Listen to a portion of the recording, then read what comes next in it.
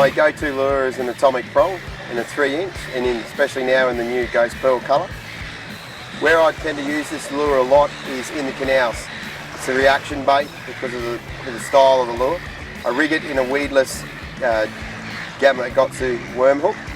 Reasons for that is I can skip it up into pontoons, along pontoons, up onto the sandy banks in around pontoons, work that lure along the surface, and rigging it the way I have, I can also drop it down the sides of pontoons and making the fish come out and hit it. The profile and the look of the lure is so natural in the water that the fish just come and climb all over the top of it. The prong being a reaction bait because of the amount of tentacles that are on the lure. This lure is designed to, when it's going through the water, to flutter the tails and all that and the legs, and what it does is it excites the fish. So we call it a reaction bait.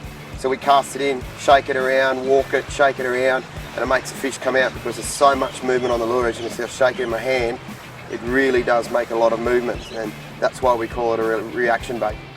There's 3 retrieves that we do with this lure rigged like this.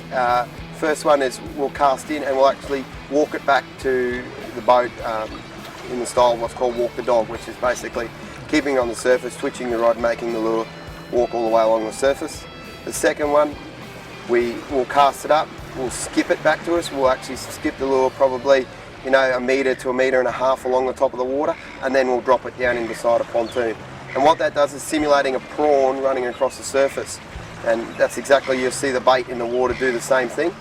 So we do that with that lure. As soon as it sinks down around the pontoons, the fish just climb all over the top of it. The third one is basically a slow roll.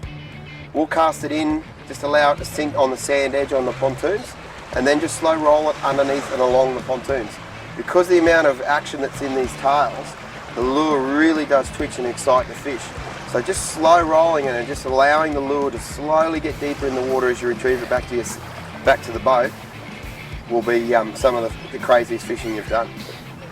Basically, you match the speed because some reels are faster than other reels.